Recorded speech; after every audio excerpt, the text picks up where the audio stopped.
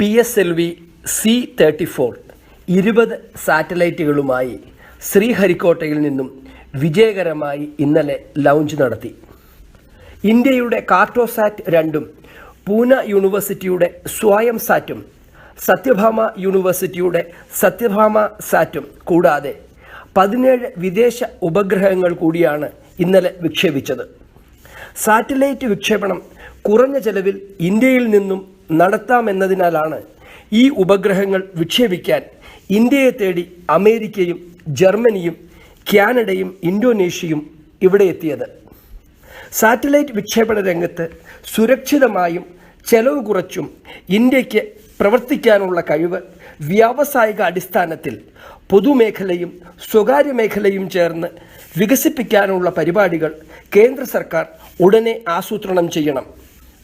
മറ്റു രാജ്യങ്ങൾ ഈ രംഗത്തെ കീഴടക്കുന്നതിനു മുമ്പ് ഇന്ത്യ ഈ മേഖലയിൽ ആധിപത്യം ഉറപ്പിക്കണം.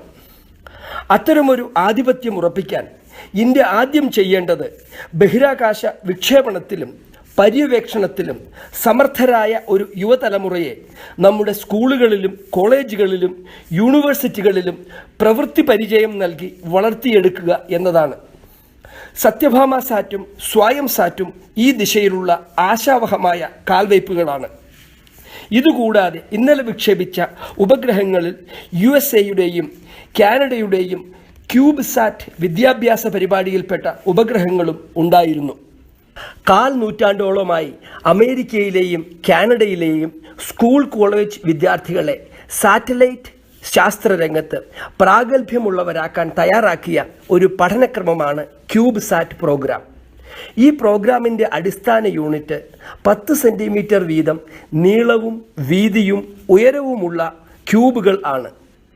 ഇത്തരം 12 ക്യൂബുകൾ വരെ വലിപ്പമുള്ള നാനോസാറ്റുകൾ എന്ന് പറഞ്ഞാൽ 1 കിലോഗ്രാം മുതൽ 10 കിലോഗ്രാം മുതൽ ഭാരമുള്ള സാറ്റലൈറ്റുകൾ, പൈക്കോസാറ്റുകൾ അതായത് 0.1 കിലോഗ്രാം മുതൽ 1 കിലോഗ്രാം വരെ ഭാരമുള്ളവ, കൂടാതെ മൈക്രോ സാറ്റലൈറ്റുകൾ അതായത് 10 കിലോഗ്രാം മുതൽ 100 കിലോഗ്രാം വരെ ഭാരമുള്ളവ സ്കൂൾ കോളേജ് വിദ്യാർത്ഥികൾ സ്പേസ് സയൻറ്റിസ്റ്റുകളുടെ മേൽനോട്ടത്തിൽ സ്വന്തം കോളേജുകളിലും സ്കൂളുകളിലും തയ്യാറാക്കുന്നു. Solar physics, space physics, earth sciences, planetary science, astronomy, astrophysics, low frequency radio sciences, biological sciences, microgravity ഉൾപ്പെടെയുള്ള ഫിസിക്കൽ സയൻസസ് എന്നിവയിലാണ് ഈ വിദ്യാർത്ഥികൾ പ്രധാനമായും പരീക്ഷണങ്ങൾ നടത്തുന്നത്.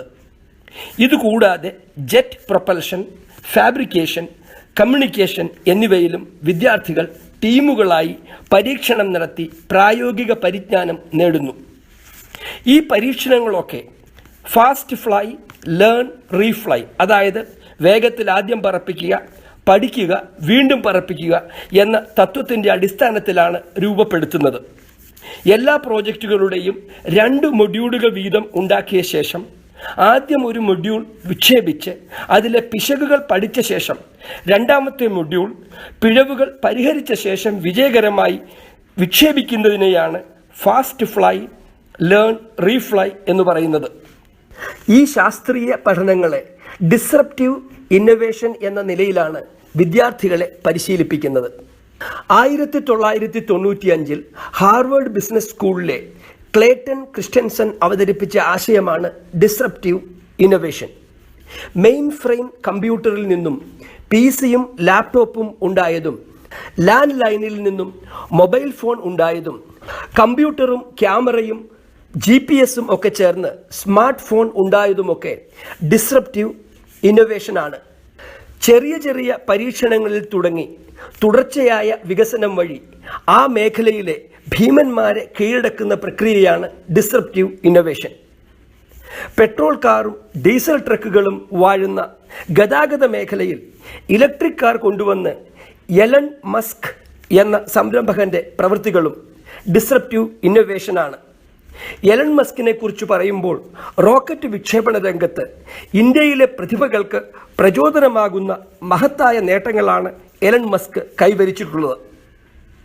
അദ്ദേഹത്തിൻ്റെ സ്പേസ് എക്സ് എന്ന സംരംഭം വഴി ഫാൽക്കൺ 9 എന്ന റോക്കറ്റ് ഉപയോഗിച്ച് ഇൻ്റർനാഷണൽ സ്പേസ് സ്റ്റേഷനിൽ ഡ്രാഗൺ എന്നൊരു കാർഗോ ക്യാപ്സ്യൂൾ എത്തിച്ച ശേഷം ഫാൽക്കൺ 9 ഒന്നാം സ്റ്റേജ് റോക്കറ്റ് സമുദ്രത്തിൽ സ്ഥിതി ചെയ്തിരുന്ന ഒരു റോബോട്ടിക് ഡ്രോൺ ഷിപ്പിൽ വളരെ അനായാസം ലാൻഡ് ചെയ്യിക്കാൻ എലൺ മസ്കിന് കഴിഞ്ഞു.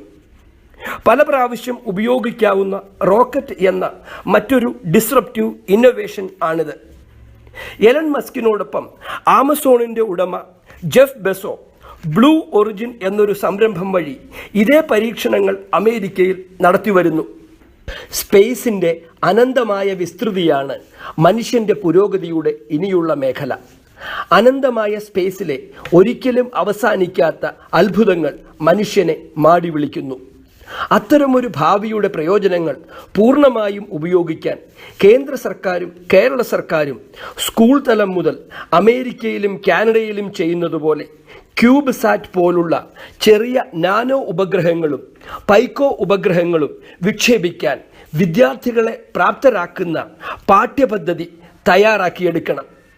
വിദ്യാഭ്യാസ കാലത്ത് റോക്കറ്റ് വിക്ഷേപണത്തിൽ പ്രായോഗിക പരിജ്ഞാനം ഉള്ള ഒരു തലമുറയെ വളർത്തിയെടുത്താൽ വിദ്യാഭ്യാസം പൂർത്തിയാകുമ്പോൾ എലൺ മസ്കിനെ പോലെയും ജെഫ് ബെസോയെ പോലെയും ഇത്തരം റോക്കറ്റ് വിക്ഷേപണ സംരംഭങ്ങൾ സ്വന്തമായി ആരംഭിക്കാൻ നമ്മുടെ കുട്ടികൾക്ക് കഴിയും.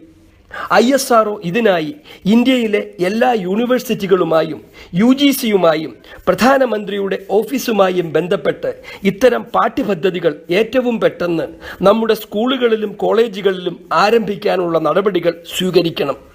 അമേരിക്കയിലെയും കാനഡയിലെയും സ്കൂൾ കുട്ടികൾ തൊടുത്തുവിട്ട ഉപഗ്രഹങ്ങൾ നമ്മുടെ തലയ്ക്കുമീതെ സ്പേസിൽ കൂടി പറന്നുകൊണ്ടേയിരിക്കുന്നു.